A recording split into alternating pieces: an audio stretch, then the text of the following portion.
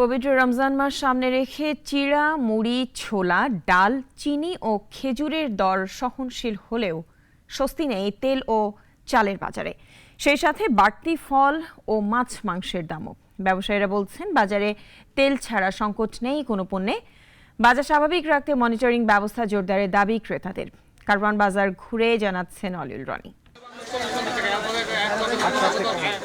দরজায় কড়া নাড়ছে মাহে রমজান। সিয়াম সাধনার এ মাসে মুসলমানদের আচার আচরণ থেকে শুরু করে ভিন্নতা আসে খাবার দাবারে। তাই বাজারের তালিকায় থাকে ব্যাপক পরিবর্তন।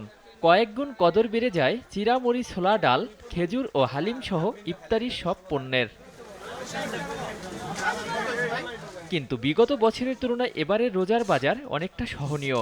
ছোলা, ডাল, চিড়া, মুড়ি ও চিনির দাম কেজি প্রতি কমেছে ৫ থেকে ১০ টাকা।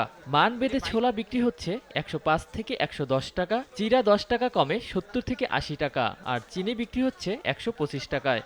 ছোলা, খেসারি, ডাবলি, মটর এগুলোর দাম কমছে। যে ছোলা পড়ছিল ১৩০, এখন ১১০। চিড়া, গুড়, মুড়ি, নারকেল সবগুলোর দামই আগের দামে থাকবে ইনশাল্লাহ, আশা করি। এই রমজানের আগেই দামটা কমে গেছে। এই প্র্যাকটিসটা প্রত্যেক রমজানেই থাকুক, এটাই আশা করি, সবসময় এটাই চাই। এরকম যদি থাকে তাহলে মনে করেন মধ্যবিত্ত আর নিচে আমরা যারা আছি তাদের কষ্ট হবে না। শুল্ক কমায় আমদানি ব্যয় ১৫% কমে খেজুরের বাজারে স্বস্তি। ১৫০০ টাকার মির্জুল ১৩০০ টাকা, আজোয়া ১০০০ টাকা, দাবাস ৪০০ থেকে ৪৫০ টাকা, আর জাহিদি বিক্রি হচ্ছে ১৭০ টাকায়। তবে আপেল, কমলা, মালটা সহ সব ধরনের ফলের দাম যথারীতি বাড়তি।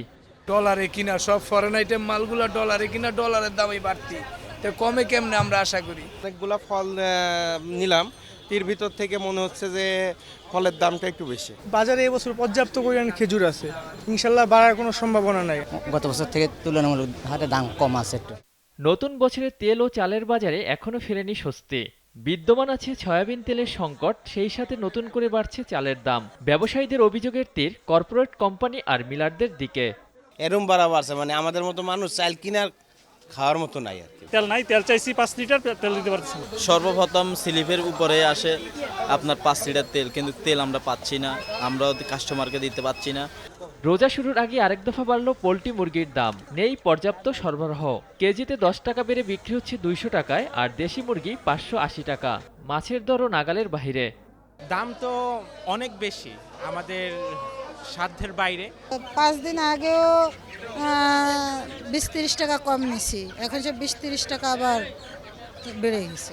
মালের একটু সংকটের কারণে দামটা বাড়ছে। দাম আবার আগের মতো স্থিতিশীল চলে আসবে, আবার একটু কমবে।